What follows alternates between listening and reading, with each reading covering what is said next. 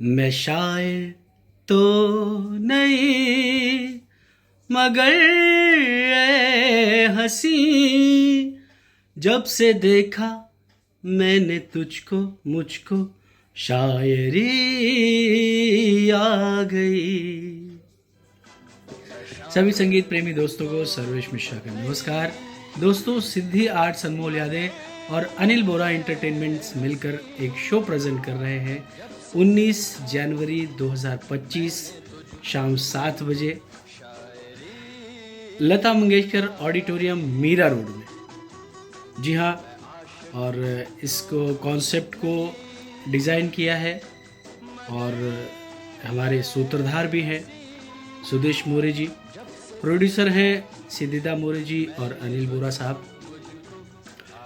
Music conduct कर रहे हैं हमारे राजेश पवार जी, और जैसे कि सब्जेक्ट है ऋषि कपूर साहब पे, तो टाइटल है मैं शायर तो नहीं।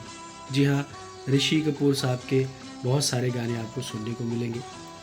हमारे साथ सिंगर्स की जो टीम है उसमें राजेश अय्यर जी हैं, गुल सक्सेना जी हैं, मधुरा देश पांडे जी हैं, प्रीति निमकर जी हैं, मैं भी उन सबका साथ दे रहा हूँ।